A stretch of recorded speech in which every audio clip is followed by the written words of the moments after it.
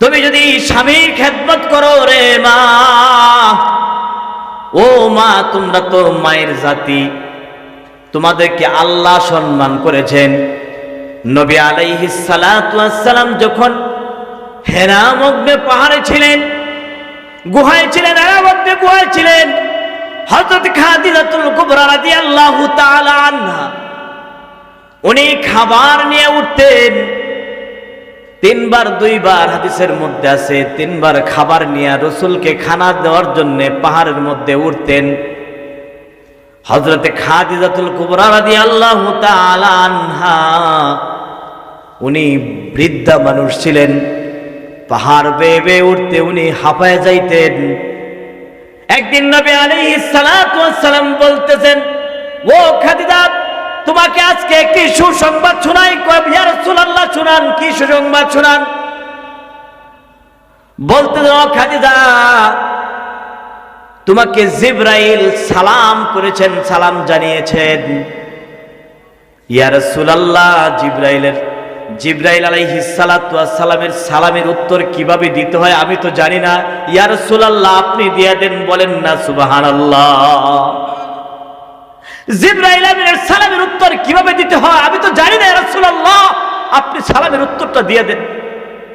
আল্লাহ তাআলা যেন আমাদের এই মাহফিলকে আপনাদের দ্বারা, এই সমাজের দ্বারা, এই সমাজের প্রত্যেকটা মানুষের দ্বারা যেন আল্লাহ তাআলা এই মাহফিলের সৌন্দর্য গড়ে ওঠান, আর এই দ্বীনি প্রতিষ্ঠান যেন টিকিয়ে রাখেন।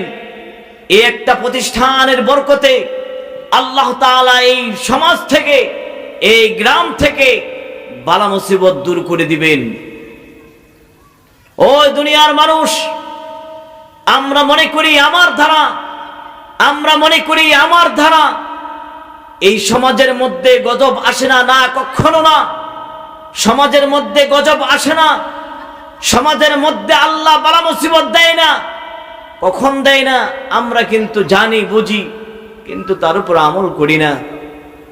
সমাজের মধ্য থেকে আল্লাহ রাব্বুল আলামিন গজব তখনই উঠায় নেন, গজব দেয় না। ও মুসলমান, সমাজের মধ্যে এই জন্য গজব হয় না যেই সমাজের মধ্যে একটা দ্বীনি প্রতিষ্ঠান আছে, যেই সমাজের মধ্যে একটা দ্বীনি প্রতিষ্ঠান আছে, যেই সমাজের মানুষের একটা দ্বীনি প্রতিষ্ঠান গড়ে উঠাইলো। মুসলমান, সমাজের মধ্যে দ্বীনি প্রতিষ্ঠান থাকার কারণে এই প্রতিষ্ঠানের মধ্যে সারাক্ষণ যেই পৃথিবীর মধ্যে আল্লাহ তাআলা কোরআন পাঠিয়ে দিয়েছেন, নবী আলাইহিস সালাতু ওয়াস সালামের মাধ্যমে কোরআনে কারীম, এমন একটা কোরআনে কারীম আল্লাহ তাআলা দুনিয়ার মধ্যে পাঠিয়ে দিয়েছেন, যেই কোরআনে কারীমের দ্বারা, যেই কোরআনে কারীমের তেলাওয়াতের দ্বারা, যেই কোরআনে কারীম যেই সমস্ত বাচ্চারা তেলাওয়াত করে মুসলমান, তেলাওয়াতের দ্বারা এই সমাজ থেকে, গ্রাম থেকে আল্লাহ তাআলা বালা মুসিবত দূর করে দেন।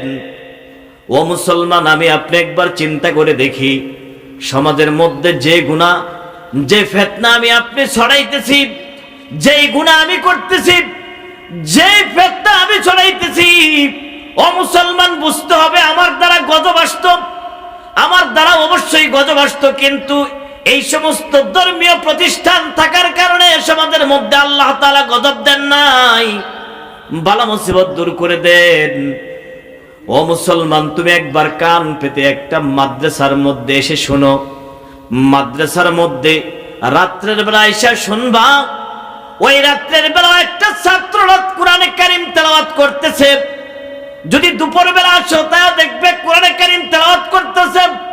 যদি তুমি দুপুরের পরে আসো তাও দেখবে তুমি কোরআনে কারীম তেলাওয়াত করতেছে। ও মুসলমান, জোহরের নামাজের পরে আইসা দেখবা মাদ্রাসার মধ্যে কোরআন হাদিসের দর্স চলতেছে। মাগরিবের নামাজের পরে আসো, ও মুসলমান, মাগরিবের পরে আইসা দেখো কোরআন হাদিসের দর্স চলতেছে। তার মধ্যে তুমি আইসা দেখো, একবার চোখটা কানটা মেলে দেখো, তুমি দেখো আইসা যে মাদ্রাসার মধ্যে কোরআনে কারীম তেলাওয়াত সর্বক্ষণ হচ্ছে, নবী আলাইহিস সালাতু ওয়াস সালামের হাদিস সব সময় চলছে। আর তুমি দেখবা রাত্রে এশার পরে আইসা দেখো, ও মুসলমান, যেই মাদ্রাসার মধ্যে ছাত্ররা, ছাত্রীরা আর উস্তাদুল আজম, উস্তাদেরা রাতভর তাহাজ্জুদ পড়ে পড়ে গুনগুন করে কান্দে, চোখের পানি ছেড়ে ছেড়ে কাঁদতেছে। ওই মুসলমান, তুমি জেনে রাখো, তোমার মতো নালায়েকের জন্য আল্লাহ তাআলা দেশ রাখে নাই। তোমার মতো কমবক্তর জন্য এই দেশ এখনো টিকে আর রাখে নাই। ওই কমবক্ত, তুমি তো নামাজ পড়ো নাই। ওই কমবক্ত, তুমি তো রোজা রাখো নাই। তুমি তো সর্বশ্রেষ্ঠ মানুষ না। মানুষের মধ্যে সর্বশ্রেষ্ঠ মানুষ হইল যারা দ্বীনে ইলম শিক্ষা করেছে, যার ভিতরে দ্বীনে ইলম আছে। তারাই তো বড় লোক, তারাই তো ধনাঢ্য ব্যক্তি, তারাই তো আল্লাহর নবী আলাইহিস সালাতু ওয়াস সালাম বলেছেন, তারাই তো হলো অত্যন্ত গর্বের সাথে চলবে, তারাই তো ধনাঢ্য ব্যক্তি। কারা কারা? সাহাবায়ে কেরাম বললেন, ইয়া রাসূলুল্লাহ, কারা ধনাঢ্য ব্যক্তি, কারা বড় লোক মানুষ? নবী আলাইহিস সালাতু ওয়াস সালাম বলতেছেন, সম্মানী ওই ব্যক্তি লোক, সম্মানী ওই ব্যক্তি লোক, ওই ব্যক্তি সম্মান পাইতে পারে, তাজিম পাইতে পারে, সম্মান পাইতে পারে। কে? নবী আলাইহিস সালাতু ওয়াস সালামকে বললেন, হুজুর কে সম্মান পাইতে পারে? বলে, যারা সারাক্ষণ কোরআনে কারীম তেলাওয়াত করেছে, কোরআনে কারীমের উপর আমল করেছে, কোরআনে কারীমের উপর আমল করে, তারাই হলো সবচাইতে ধনাঢ্য ব্যক্তি, আর তারাই হলো সবচাইতে সম্মানী, মর্যাদা পাওয়ার যোগ্য ওই সমস্ত লোক। বলেন না সুবহানাল্লাহ। মর্যাদা সম্পূর্ণ ওই লোক, যেই লোক যার ভিতরে কোরআনে কারীম আছে। ওই মুসলমান, পৃথিবীর সর্বশ্রেষ্ঠ মর্যাদাশীল ওই লোক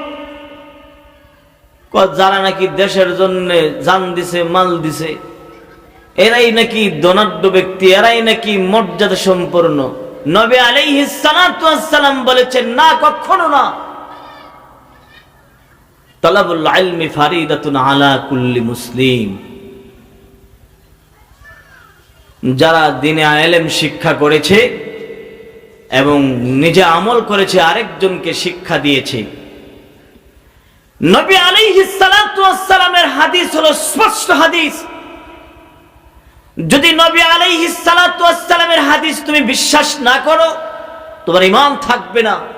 কোরআনের আয়াত যদি বিশ্বাস না করো, ঈমান থাকবে না। নবী আলাইহিস সালাতু ওয়াস সালামের স্পষ্ট হাদিস, হাদিসের মধ্যে আছে, যারা নাকি কোরআনে কারীমের আয়াত বিশ্বাস করে না, সালাতু ওয়াস সালামের হাদিস বিশ্বাস করে না, তাদের ঈমান চলে যাবে সঙ্গে সঙ্গে। নবী আলাইহিস সালাতু ওয়াস সালাম বলেছেন, সর্বোত্তম লোক তো ওই ব্যক্তি যার ভিতরে কোরআন আছে, যার ভিতরে কোরআন আছে, যার ভিতরে কোরআন আছে, হাদিস আছে। যেই সিনার মধ্যে কোরআনে কারীম আছে, যেই সিনার মধ্যে যেই সমস্ত মানুষেরা কোরআনে কারীম নিয়ে ঘুরতেছে, তার উপর আমল করতেছে, এরাই হলো সর্বোত্তম ব্যক্তি।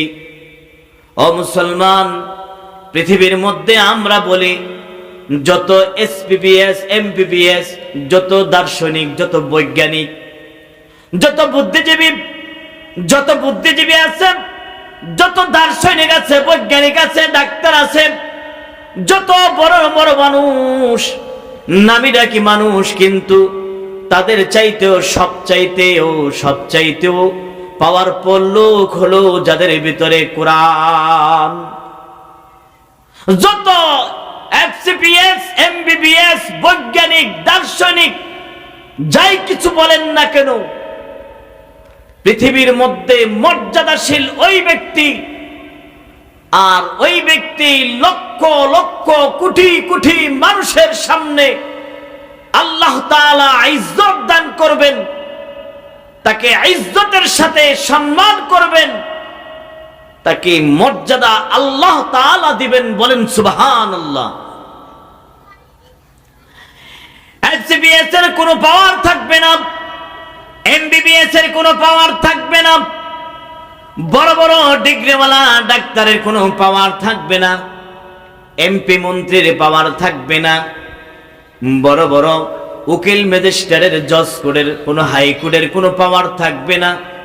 ও মুসলমান, পাওয়ার থাকবে, একজন আলেম একজন হাফেজার হওয়ার পাওয়ার থাকবে। হাসরের দিন কাল কিয়ামতের ময়দানে পাওয়ার আল্লাহ তাআলা তাদেরকে দিয়ে দিবেন। ও মুসলমান, আল্লাহ রাব্বুল আলামিন কোরআনে কারীমের মধ্যে বলেছেন, ওয়ারাত্তিল কামা কুরআন ওয়ারাত্তিল কামা কুনতা তুরাত্তিল ফিদ দুনিয়া। তুমি যেভাবে এই কোরআনে কারীম দুনিয়াতে তেলাওয়াত করেছো এইভাবে পড়তে থাকো।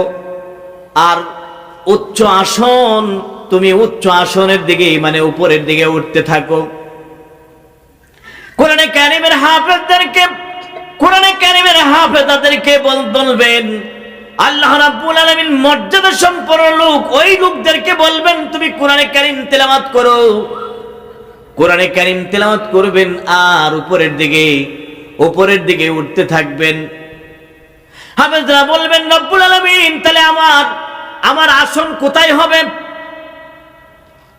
আল্লাহ রাব্বুল আলামিন বলবেন, ও হাফেজরা, ও দুনিয়ার আলেমরা, হাফেজরা, তুমি যতক্ষণ পর্যন্ত ওয়ারাত্তিল কামা কুনতা তুরাত্তিলু ফিদ দুনিয়া, দুনিয়াতে তারতিলের সাথে পড়েছো, এইভাবে সুন্দর করে করে পড়ো আর উপরে উঠতে থাকো।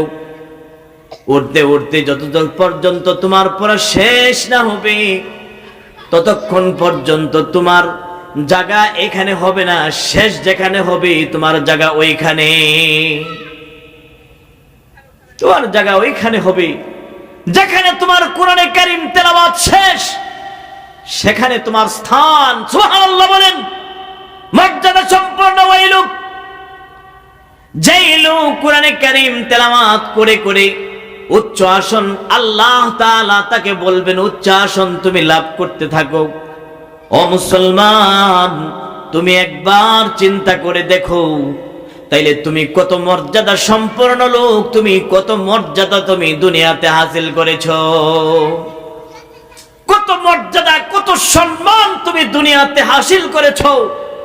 আজকে তুমি একবার চিন্তা করে দেখো। মুআজ্জাজ হাজিরিন,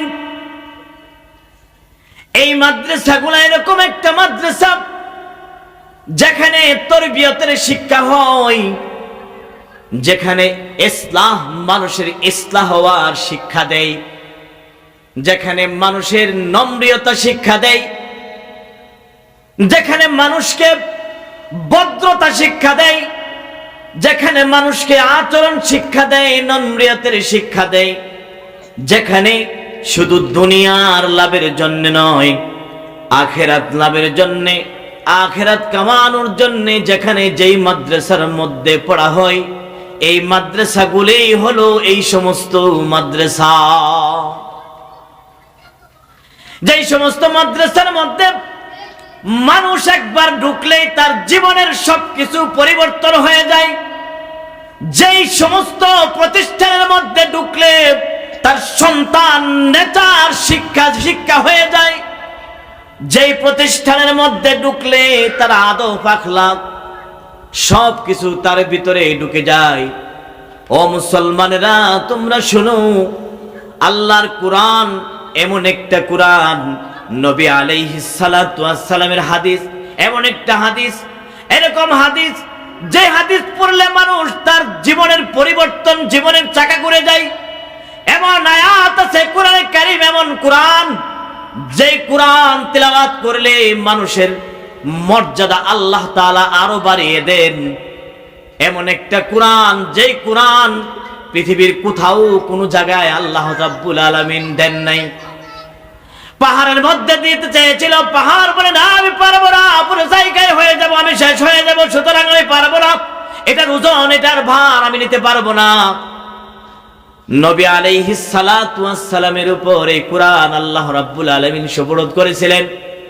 এই কোরআন এখন নবী যাওয়ার পরে, নবীর স্তর শেষ হয়ে যাওয়ার পরে বাংলার নয় গোটা পৃথিবীর মুসলমানের সন্তানেরা, মুসলমানেরা আজকে কোরআন সিনার মধ্যে ধরে ধরে আজকে ঘুরতেছে।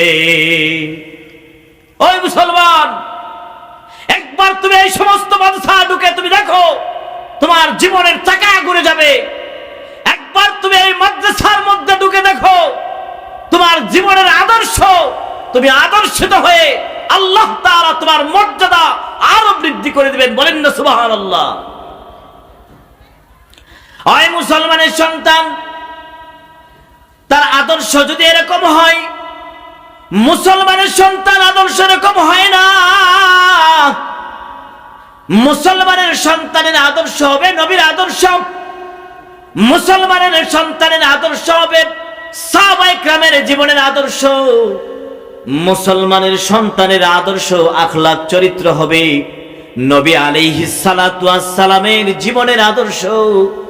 তুমি যদি নবী আলাইহিস সালাতু ওয়াস সালামের জীবনের আদর্শ তোমার ভিতরে ঢুকাইতে চাও, ও মুসলমান, তুমি একবার এসে তুমি এই মাদ্রাসায় ঢুকো, তাইলে তোমার নবী আলাইহিস সালাতু ওয়াস সালামের জীবনের আখলাক চরিত্র তোমার ভিতরে ঢুকে যাবে। নবী আলাইহিস সালাতু ওয়াস সালামের আখলাক, তার চরিত্র পৃথিবীর গোটা পৃথিবীর মানুষ, গোটা পৃথিবীর যত মানব সন্তান আল্লাহ তাআলা সৃষ্টি করেছেন, তার আদর্শর চাইতে, তার চরিত্রের চাইতে, তার চরিত্রের মধ্যে কোনো ফাটল ছিল না, তার কথার মধ্যে কোনো কর্কশ ভাষা ছিল না, তার নম্রিয়ত ভাষা ছিল, নম্র ভাষা যার ছিল, যার মধ্যে আখলাক চরিত্র ছিল, অমায়িক চরিত্র, যার চরিত্র ছিল অত্যন্ত অত্যন্ত মহান চরিত্রের অধিকারী ছিলেন। আর এই মহান চরিত্র নবী আলাইহিস সালাতু ওয়াস সালামের নয়, মুসলমানের সন্তানের চরিত্র নবী আলাইহিস সালাতু ওয়াস সালামের চরিত্রের মতো গঠন করার মতো এরকম সুযোগ সুবিধা এখনো পৃথিবীর মধ্যে আছে। বলেন আছে না নাই? এখনো আছে। সংশোধন করার জন্য তুমি রেডি হয়ে যাও, তোমার জীবনটাকে ইসলাহ করার জন্য তুমি রেডি হয়ে যাও। মৃত্যুর আগে তুমি কি নিয়ে যাইবা? ও মুসলমান, বাঁচবা না? কেউ বাঁচতে পারে নাই, কেউ থাকতে পারে নাই, কেউ দুনিয়ার জমিনে কেউ থাকতে পারে নাই। চলে গেছে, আমিও চলে যাব, আপনারাও যাবেন। কোই আগে রওয়ানা হে কোই পিছে রওয়ানা। ও মুসলমান, ও দুনিয়ার মানুষেরা, ও এই জালবাজারের মানুষেরা, ও ময়মনসিংহের ভাইরা, ও আমার ময়মনসিংহের বোনেরা, তোমরা শুনে রাখো, মৃত্যু তো আসবে আসবে, মৃত্যু থেকে কেউ বাঁচতে পারবে না, মৃত্যু থেকে কেউ রেহাই পাবে না, মৃত্যু থেকে কেউ পলায়ন করতে পারবে না। মৃত্যুর আগে তুমি ইসলাহ হয়ে যাও, মৃত্যুর আগে তুমি তোমার জীবনটাকে পরিশুদ্ধ করে ফেলো।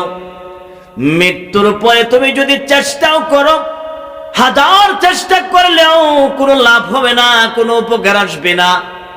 ও মুসলমান, মৃত্যুর পরে কোনো চেষ্টা চালাইলেও কোনো লাভ হবে না। সুতরাং মৃত্যুর আগে তুমি ইসলাহ হয়ে যাও। মৃত্যুর আগে তোমার একটা সন্তানকে মাদ্রাসায় দাও, যেই সন্তানের দ্বারা তোমার জীবনটা পরিবর্তন হয়ে যাবে। তোমার জীবন পরিবর্তন মানে তোমার আখিরাত পরিবর্তন, আখিরাত পরিবর্তন, দুনিয়াটাও পরিবর্তন। ও মুসলমানের সন্তান, ও মুসলমান ভাইরা, ওই ময়মনসিংহের ভাইরা, তোমরা যদি তোমার একটা সন্তানকে মাদ্রাসায় দাও, মাদ্রাসায় যাইয়া যদি কোরআনে কারীম তেলাওয়াত করে, সহি শুদ্ধভাবে কোরআনে কারীমটা তেলাওয়াত করে, ও মুসলমান, অনেক মুসলমান আছে কোরআনে কারীমটা সহি শুদ্ধভাবে পড়তে পারে না, পড়তে জানে না। ওই মুসলমান, যদি নামাজ পড়ার জন্য কোরআনে কারীম প্রয়োজন হয়, বাংলা ইংলিশ ভূগোল দিয়া কোরআনে কারীমের বাদ দিয়া যদি আপনি আমি নামাজ পড়ি, নামাজ হবে না। তাইলে আমার আপনার প্রয়োজন হলো কোরআনে কারীম সহি শুদ্ধভাবে তিলাওয়াত করা। ও মুসলমানের সন্তানেরা, কোরআনে কারীম সহি শুদ্ধভাবে তিলাওয়াত করতে হইলে এই সমস্ত মাদ্রাসার প্রয়োজন। স্কুল ভার্সিটিতে কোরআনে কারীম সহি শুদ্ধভাবে তেলাওয়াত করায় না, স্কুল ভার্সিটিতে কোরআনে কারীম তেলাওয়াত সহি শুদ্ধভাবে করায় না। স্কুল ভার্সিটির মধ্যে মাতা পিতার সেবা যত্ন করার জন্য এই সমস্ত কথাবার্তাও বলে না। স্কুল ভার্সিটির মধ্যে তুমি দস্তরখান বিছায় খাইবা এই কথাও মাস্টাররা বলে না। স্কুল ভার্সিটির মধ্যে তোমাকে বলে না আজকে কারা কারা নামাজ পড়ছো ফজরের, এই কথাটাও বলে না। কারণ বলবে কি কইরা, মাস্টাররা নিজেরাই তো নামাজ পড়ে না। ও মুসলমান, ও মানুষের ভাইরা, স্কুল ভার্সিটিতে তোমাকে শিক্ষা দেয় না, আখলাক চরিত্র শিক্ষা দেয় না। স্কুল ভার্সিটিতে দস্তরখান বিছায়া খানা খাইবা এই কথা বলে না। স্কুল ভার্সিটিতে তোমাকে বলে নাই মাতা পিতার সাথে তুমি অবাধ্য হও না, মাতা পিতার সাথে তুমি চোখ রাঙ্গায় কথা বলবা না। স্কুল ভার্সিটিতে তোমাকে একটা হাদিসও শেখায় না। স্কুল ভার্সিটির মধ্যে তোমাকে বলে না যে আজকে তুমি নামাজ পড়লা কালকা কেন পড়ো নাই, এরকম তাগিদ স্কুল ভার্সিটিতে দেয় না। কিন্তু এই সমস্ত মাদ্রাসার মধ্যে তোমাকে তাগিদ দেওয়া হয়, বারবার তোমাকে শিক্ষা দেওয়ার জন্য তাগিদ দেওয়া হয়। ও মুসলমান, যদি স্কুল ভার্সিটিটা এরকম হয় তাহলে তুমি একবার ঢুকে দেখো এই সমস্ত মাদ্রাসার মধ্যে কি হইতেছে। এই সমস্ত মাদ্রাসার মধ্যে দিনে তরবিয়তের শিক্ষা দিতেছে।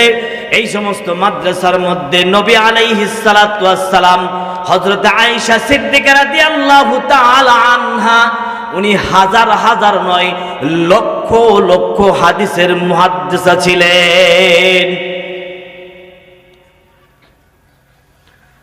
আল্লাহ আল্লাহ, লক্ষ লক্ষ হাদিসের মুহাদ্দিসা ছিলেন আয়েশা সিদ্দিকা রাদিয়াল্লাহু তাআলা। সাহাবীরা ওনার কাছ থেকে হাদিস সংগ্রহ করতেন। সুবহানাল্লাহ বলেন। আমাদের মায়েরা এখনো এরকম আছে, হাদিস জানে, পাক জানে, পবিত্র জানে, নামাজ জানে, রোজা জানে, ওযু গোসল জানে। কিসের দ্বারা? এই সমস্ত মাদ্রাসার দ্বীনি প্রতিষ্ঠানের মধ্যে এই সমস্ত আলোচনাগুলা মানুষের কানে কানে পৌঁছাইতেছে, বারবার হাদিসের কোরআনের কথা বলতেছে। ওই মুসলমান, আমরা যদি এই সমস্ত কথাগুলির উপর আমল করি, আল্লাহ তাআলা এই আমলের দ্বারা আমাকে আপনাকে নাজাতের জরিয়া বানিয়ে দিবেন। বলেন সুবহানাল্লাহ। নাজাতের জরিয়া হইতে পারে এই মাহফিল, নাজাতের জরিয়া হইতে পারে এই মাদ্রাসা, নাজাতের জরিয়া হইতে পারে দস্তরখান বিছায়া খানা খাওয়া, নাজাতের জরিয়া হইতে পারে ডান দিকে ডান কাঁধে শোয়া, নাজাতের জরিয়া হইতে পারে সুন্নতের তাবেদারি করা, নাজাতের জরিয়া হইতে পারে মানুষের সাথে হাসি মুখে কথা কওয়া, নাজাতের জরিয়া হইতে পারে মানুষের সাথে মহব্বত ভালোবাসা করা, নাজাতের জরিয়া হইতে পারে মাতা পিতার সাথে সদাচরণ করা, নাজাতের জরিয়া হইতে পারে এই মাদ্রাসার সাথে সম্পর্ক রাখা। যে আমল আমরা করি কিছুতেই পার হইতে পারবো না। ওই মুসলমান,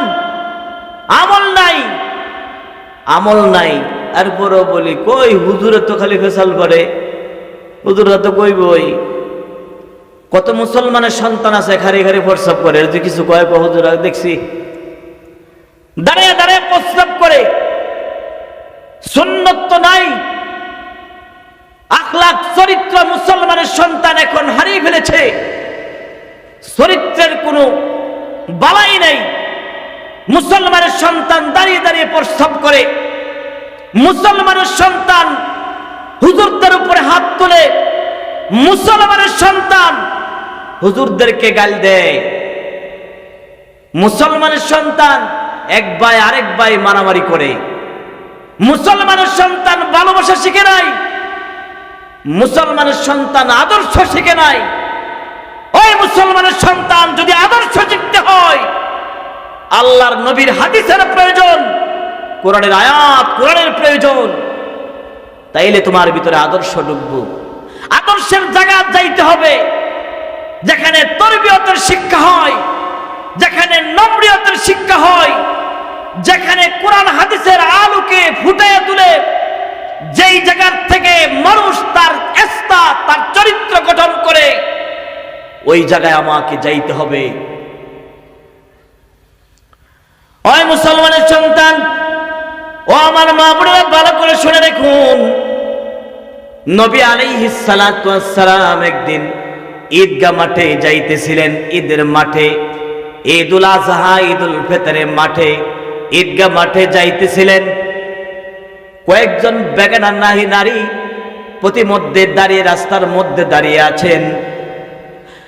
নবী আলাইহিস সালাতু ওয়াস সালাম বলতেছেন, ও নারীরা শোনো, তোমরা যে এখানে দাঁড়িয়ে আছো, তোমরা তো এখানে দাঁড়িয়ে আছো, বেশি বেশি সদকা করবে, বেশি বেশি তোমরা দান খয়রাত করবে। কেন হুজুর, কেন দান খয়রাত করব, কেন ফেতরা দিব? আমি যখন মেরাজে গিয়েছিলাম, আমি বেশিরভাগ মহিলাদেরকেই জাহান্নাম দেখেছিলাম, জাহান্নামে। বেশিরভাগ মহিলারাই জাহান্নামে। মহিলারা আজকে জাহান্নামী কেন?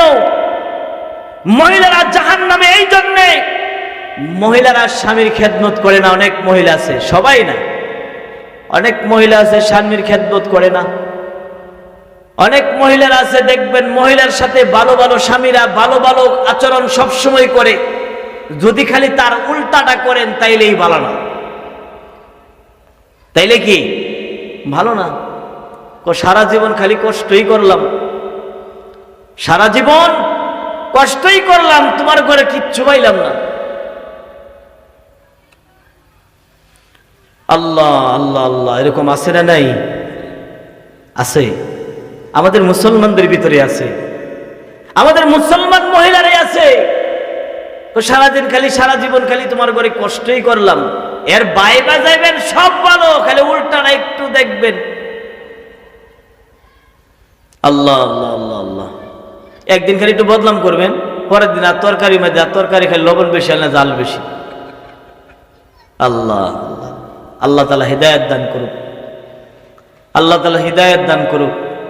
আয়েশা, ফাতেমা, রাবিয়া বস্ত্রীর মতো মহিলাদেরকে আল্লাহ বানায় দিন, আমরা সকলে বলে আমিন। আয়েশার জীবন গড়েন, ফাতেমার জীবনী গড়েন, হযরতে সুমাইয়া রাদিয়াল্লাহু তাআলা আনহা এর জীবনী পড়বেন। ও আমার মা বোনেরা, কোরআন হাদিস পড়তেছেন, যারা না পড়েন পড়বেন, ইতিহাস পড়বেন, ইতিহাস পড়লে পাবেন সুমাইয়ার জীবনের কাহিনী, তার জীবনী। ফাতেমার জীবনী কাহিনী পড়বেন, ফাতেমার জীবনী পড়বেন, যিনি গোটা পৃথিবীর মহিলা নারীদের সর্দারনি হবে। বলেন সুবহানাল্লাহ। জান্নাতের মধ্যে মহিলা নারীদের, মহিলাদের সর্দারনি হবেন যিনি, হযরতে ফাতিমা রাদিয়াল্লাহু তাআলা আনহা। আল্লাহ আল্লাহ আল্লাহ আল্লাহ, আমল করবেন, বেশি বেশি আমল করেন, পর্দায় থাকবেন, স্বামীর কথা। ও আমার মা বোনেরা, নবী আলাইহিস সালাতু ওয়াস সালাম বলেছেন, যেই মহিলা 5টি কাজ করবে, যেই মেয়েরা 5টি কাজ করবে, আল্লাহর 8টা জান্নাতের দরজা দিয়ে, যে কোনো দরজা দিয়ে ওই মহিলা আল্লাহর জান্নাতে ঢুকতে পারবে। ও আমার মায়েরা শুনে রাখুন, 5টি কাজ কি? 5টি কাজ হলো, তুমি যদি স্বামীর খেদমত করো রে মা, ও মা, তোমরা তো মায়ের জাতি, তোমাদেরকে আল্লাহ সম্মান করেছেন। নবী আলাইহিস সালাতু ওয়াস সালাম যখন হেরা মগ্নে পাহাড়ে ছিলেন, গুহায় ছিলেন, হেরা মগ্নে গুহায় ছিলেন, হযরত খাদিজাতুল কুবরা রাদিয়াল্লাহু তাআলা আনহা উনি খাবার নিয়ে উঠতেন। 3 বার 2 বার হাদিসের মধ্যে আছে, 3 বার খাবার নিয়ে রাসূলকে খানা দেওয়ার জন্য পাহাড়ের মধ্যে উঠতেন। হযরতে খাদিজাতুল কুবরা রাদিয়াল্লাহু তাআলা আনহা উনি বৃদ্ধা মানুষ ছিলেন, পাহাড় বেয়ে বেয়ে উঠতে উনি হাঁপায় যাইতেন।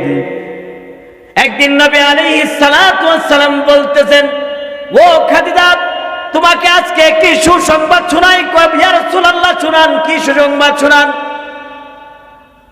বলতে দাও খাদিজা, তোমাকে জিবরাইল সালাম করেছেন, সালাম জানিয়েছেন। ইয়া রাসূলুল্লাহ, জিবরাইলের জিবরাইল আলাইহিস সালাতু ওয়াস সালামের সালামের উত্তর কিভাবে দিতে হয় আমি তো জানি না, ইয়া রাসূলুল্লাহ আপনি দিয়ে দেন। বলেন না সুবহানাল্লাহ। জিবরাইল আমিনের সালামের উত্তর কিভাবে দিতে হয় আমি তো জানি না, ইয়া রাসূলুল্লাহ আপনি সালামের উত্তরটা দিয়ে দেন। আরেকদিন বলতেছেন, ও খাদিজা আরেকটা সুসংবাদ শোনাবো নাকি? কয় ইয়া রাসূলুল্লাহ শুনান। কি সুসংবাদ শোনান? ও খাদিজা শোনো, আরেকটা সুসংবাদ তোমাকে শোনাই। তোমাকে স্বয়ং আল্লাহ তোমাকে সালাম জানিয়েছেন। বলেন সুবহানাল্লাহ। আল্লাহ রাব্বুল আলামিন খাদিজার উপরে সন্তুষ্ট হয়ে আল্লাহ নিজে সালাম জানিয়েছেন। সুবহানাল্লাহ বলেন। আল্লাহু আকবার, আল্লাহু আকবার। হযরত খাদিজাতুল কুবরা রাদিয়াল্লাহু তাআলা আনহা বলতেছেন, ইয়া রাসূলুল্লাহ আল্লাহর সালামের উত্তর তো আমি দিতে পারবো না, আমি জানি না কিভাবে দিতে হয়। ইয়া রাসূলুল্লাহ সালামের উত্তরটা আপনি দিয়ে দেন। নবী আলাইহিস সালাতু ওয়াস সালাম সালামের উত্তর দিয়ে দিলেন। ও আমার মায়েরা শুনে রাখুন, যদি তোমার স্বামীর খেদমত করতে পারো, ও আমার মায়ের জাতিরা স্বামীর খেদমত করো। তুমি যদি পর্দায় থাকো রে ও মা, তুমি স্বামীর খেদমত করবা, পর্দায় থাকবা, 5 ওয়াক্ত নামাজ পড়তে হবে, স্বামীর খেদমত করতে হবে, পর্দায় থাকতে হবে, 5 ওয়াক্ত নামাজ পড়তে হবে। রমজান মাসে, রমজানুল মুবারকের তোমার রমজান মাসের রোজা রাখতে হবে, তোমার সতীত্বের হেফাজত করতে হবে। যদি তুমি পারো রে ও নারী, ও আমার মায়েরা, তোমরা যদি এই 5টি কাজ করতে পারো, 5টি কাজ করতে পারো, তাইলে তুমি জান্নাত, তোমার জন্য জান্নাত, আল্লাহ অবধারিত জান্নাত রেখেছেন। তাইলে তুমি আল্লাহর 8টি জান্নাতের যে কোনো দরজা দিয়ে তুমি ঢুকতে পারবে। বলেন না সুবহানাল্লাহ। আল্লাহ আল্লাহ। ওই আমার নারীর জাতিরা, আমার মায়ের জাতিরা, আমাদের নিচে, আমাদের পায়ের নিচে স্যান্ডেল জুতা, তোমাদের পায়ের নিচে জান্নাত রেখেছে আল্লাহ। বলেন সুবহানাল্লাহ। আল্লাহ আল্লাহ। মায়ের জাতির পায়ের নিচে জান্নাত। আল্লাহ তাআলা আমাদের সকলের, আমি যে বাংলা কিছু কথা বলেছি, এই সমস্ত কথার উপর আমাকে আমল করার তৌফিক